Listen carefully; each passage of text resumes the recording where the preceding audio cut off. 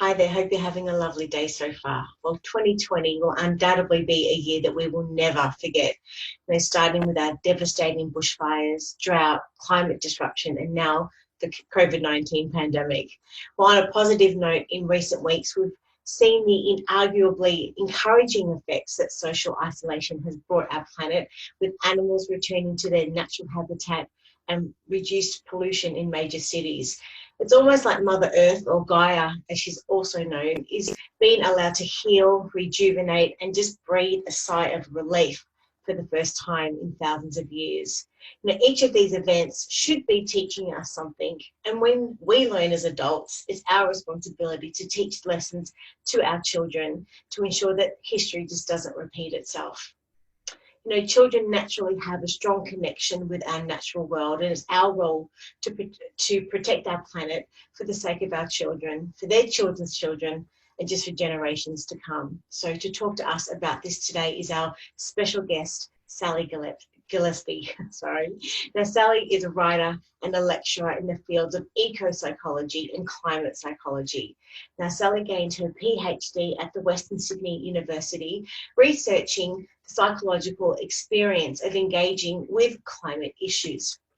Now, Sally then wrote her book, Climate Crisis and Consciousness, Reimagining Our World and Ourselves, to make what she learned accessible to the general public.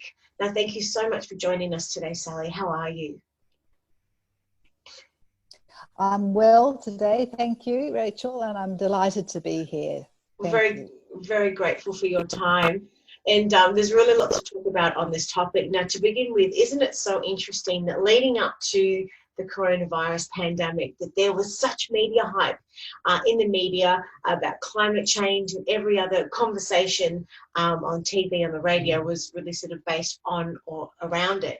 But since then, it's really hardly been anything mentioned. I'd love to know initially, what are your thoughts on this?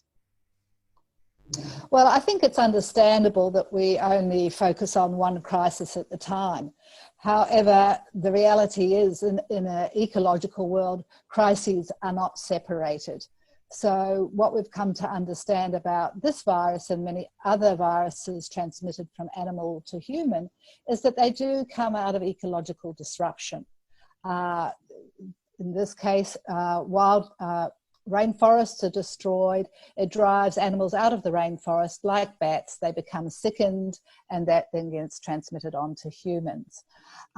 So we do need to keep an eye particularly on what's happening around climate, because, in the natural world, the effects of the warming climate are intensifying. And the fact is that, yes, we've got the COVID virus crisis right now, but that will not stop the other climate-driven effects increasing until we really tackle the prime causes of the climate.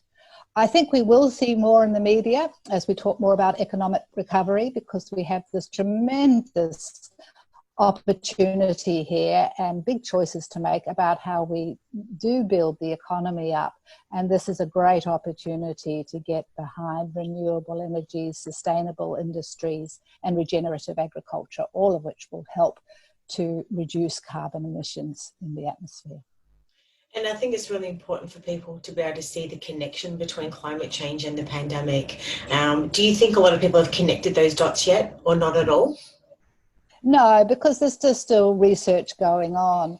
However, it seems pretty clear now that this virus did come from sick bat colonies, and the bats are struggling a lot within natural habitats because of so much has been destroyed.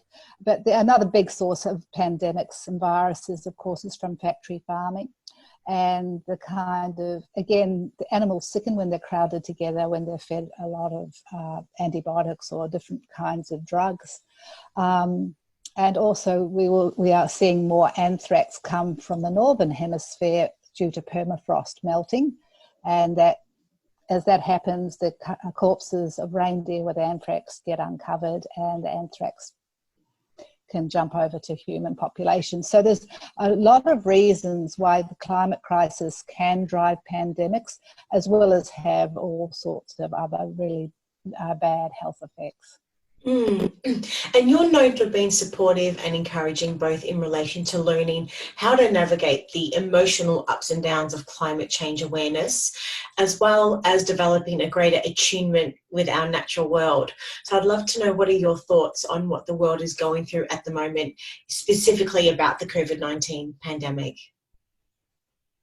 Well, there's many lessons. I think one of the things that comes across is it's reminding us we're biological beings, you know, that our lives are dependent on our health, and our health is dependent on clean air, clean water, good sanitation, you know, the right things we need to support good health. So I think that brings us back to the basics, and it brings us back to really questioning what the values are in life. I think both with the bushfire crisis and with COVID, we've had to think a lot about where our food comes from and what supports food security. It's interesting that the nurseries are all sold out of their seeds and their seedlings. So, you know, it's bringing us back to the basics of what supports a good life. And I think that's very helpful, given that the climate crisis is driven by very high consumption, often of goods that really are not necessary to a good life. Yes, I love that point. It's really making us reevaluate our personal values, our beliefs, and bringing us back to, I guess, what is the most important thing in life. So, and things in life. So thank you for that point.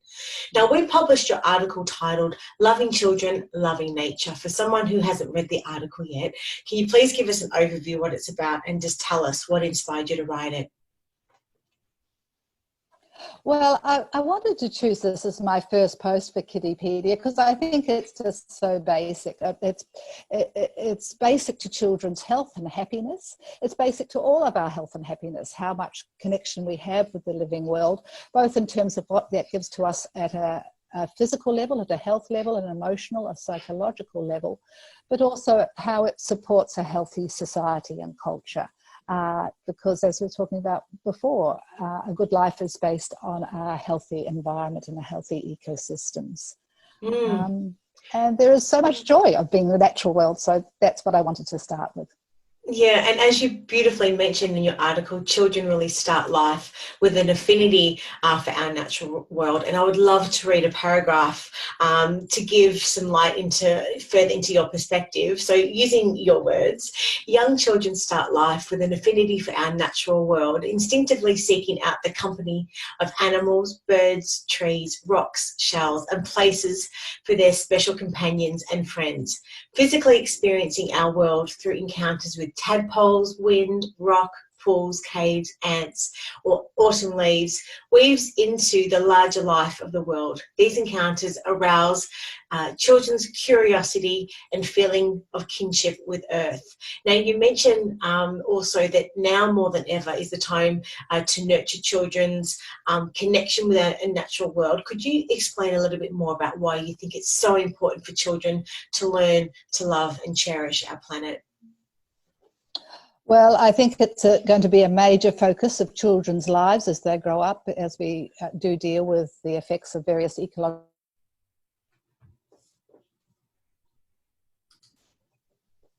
Well, I think it's very important for us all too, but certainly for our children, this is going to be the major focus of their lives as growing up as adolescents and as adults, because it is so vital that we do healing and regeneration of the ecosystems that support our lives. And we are at a crisis point with this. But more than that, there is the great joy that comes in being in the natural world and the outdoor life. And unfortunately, part of the growing urbanization as well as increasing online life means that children are getting less time outside. And it's not helping children's health and well-being. They thrive when they get outside. It helps children's imagination, their creativity, their ability to develop confidence in their physical selves. And also it has a very calming influence, and it helps the immune system. So there's many, many benefits, and there's many joys, as well as there is a great necessity for us to understand more and to come to our life from the sense of a central love for ecosystems. I'd love to read another paragraph from your article. Here we go. So quoting you again. Most young children are natural scientists and adventurers, happily becoming absorbed in studying the movement of ants or climbing trees. This may look like playtime, but is also a vital activity for developing an understanding and bonding with nature's processes. When adult carers support nature connectedness by providing plenty of unstructured outdoor play and encouraging a child's natural curiosity, they lay the foundations for ongoing care and resourcefulness. Now, can you please tell us why you think it's so important for parents to provide more opportunities for unstructured outdoor play? Because the children won't get that without parents actually providing that opportunity. And I think that includes both the park that's beloved by a child. You know, children develop a very strong sense of place, and often a love for a particular tree or a bird that they might always get to see down in that park. And children learn from their parents about what's important.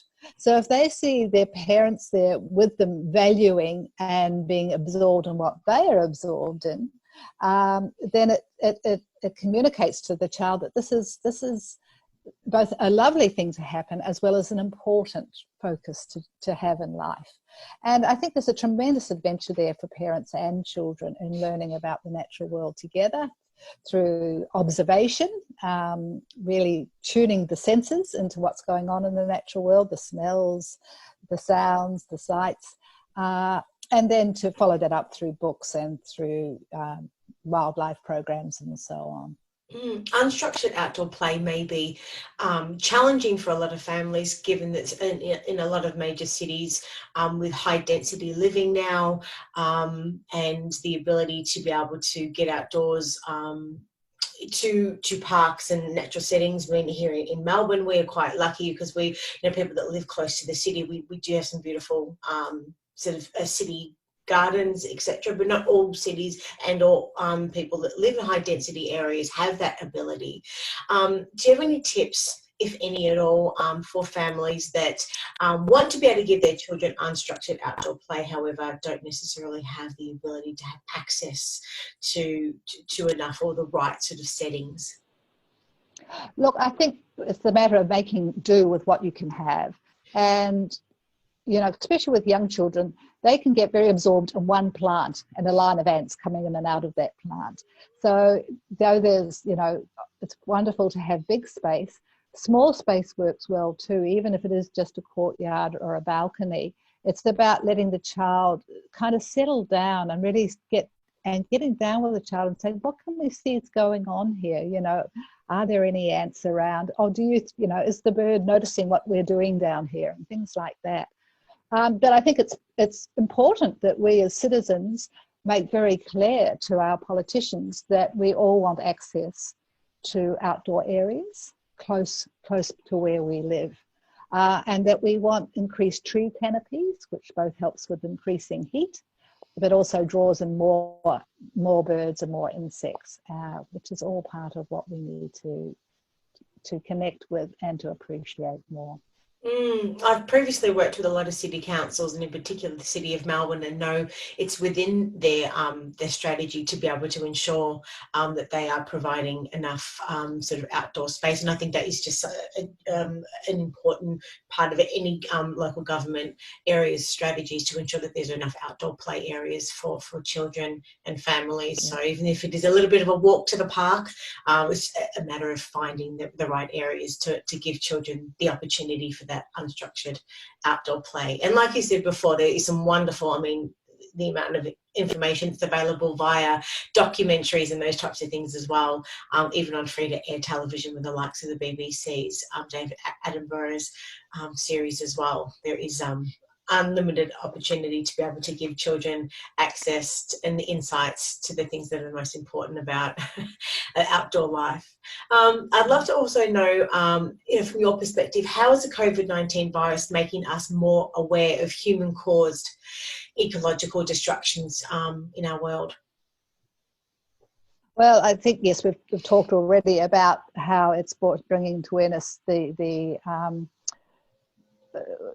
problems that are caused by habitat destruction, including increased risk of viruses. Mm-hmm. On the more positive side, we've seen a tremendous reduction of air pollution particularly, and particulate pollution. People probably have seen those photos of what Delhi looks like now compared to how it looked 2 months ago, and for some cities to see blue skies for the first time. And what research is coming out to show people are more vulnerable to COVID-19 in cities where air pollution is typically very high. Otherwise, there's high use of petrol fuel cars particularly. So this is telling us yet again how important it is that we find alternative ways of getting about that are not dependent on petrol, because it emits carbon and it emits air particulates, which are very detrimental to respiratory health. So again, this is another part of learning those connections. But it's also, I think, helping us to see, our environment could really appreciate being more thought of and less used in a way which has no thought for what the consequences of human action is on the habitat and the flora and fauna.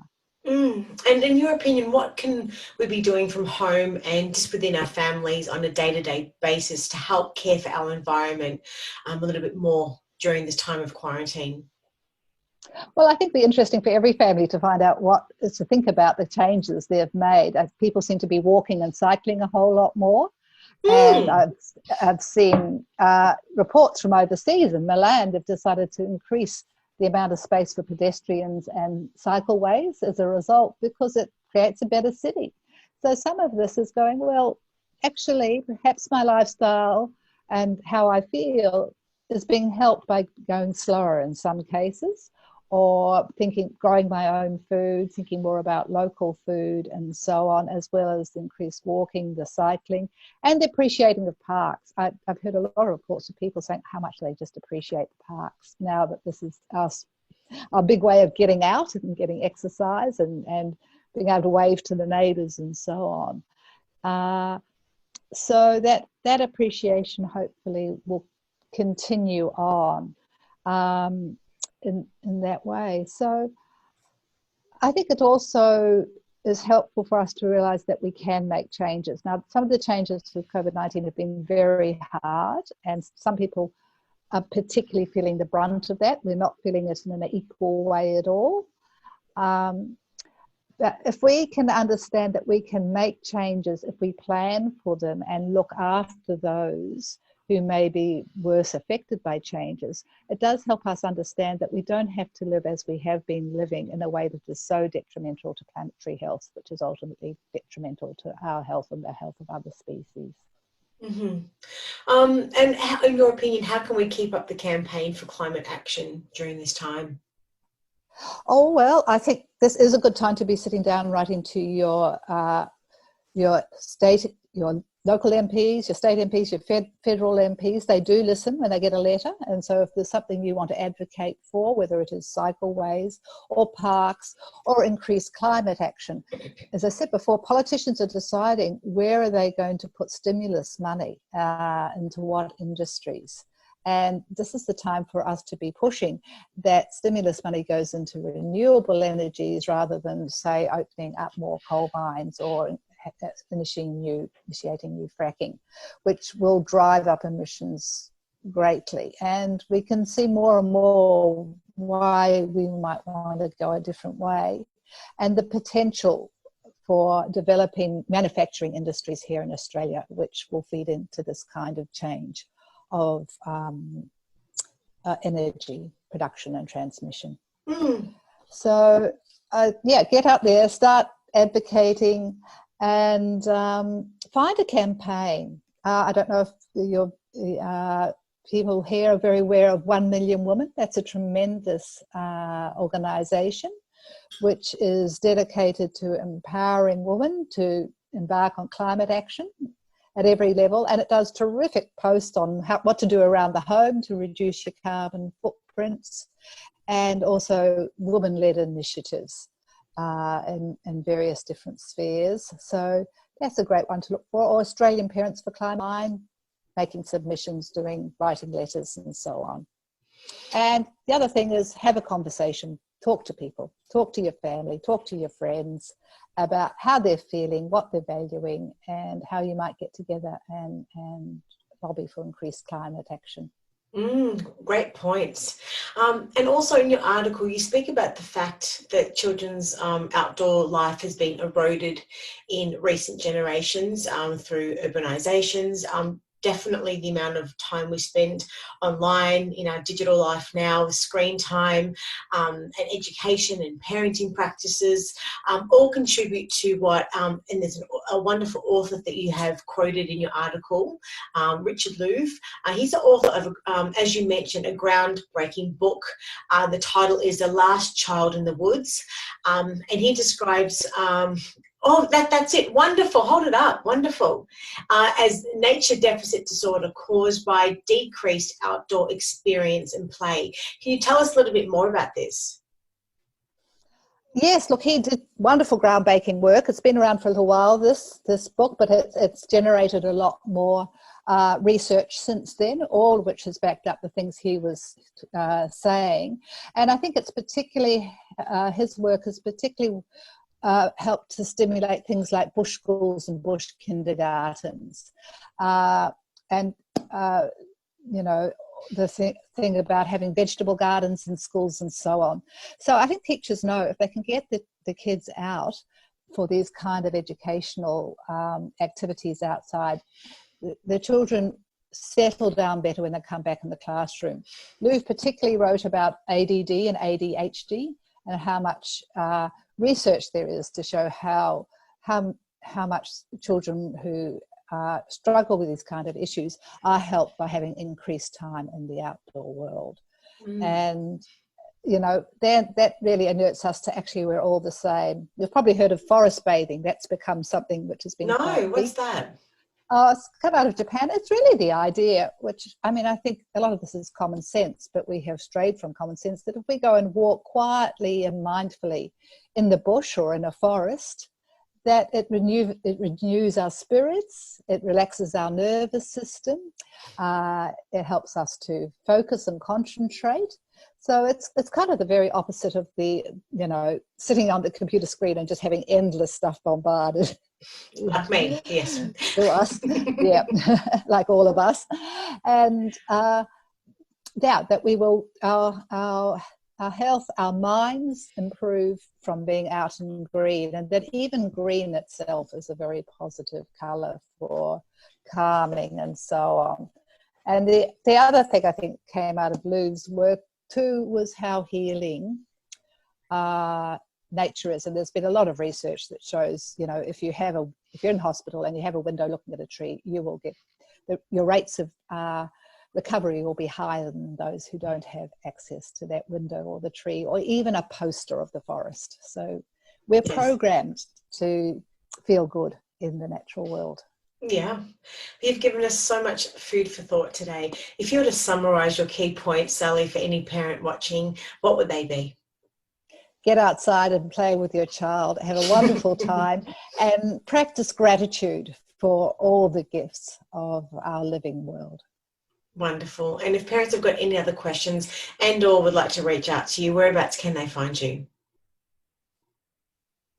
Oh, you can look at me up in LinkedIn or on Facebook, Sally Gillespie, author, Facebook site. Thank you so much for your time. I'm extremely grateful and I can't wait for our next chat. Take care. Thank you. You too, Rachel. Thank you. It's been lovely. Thank you. Bye.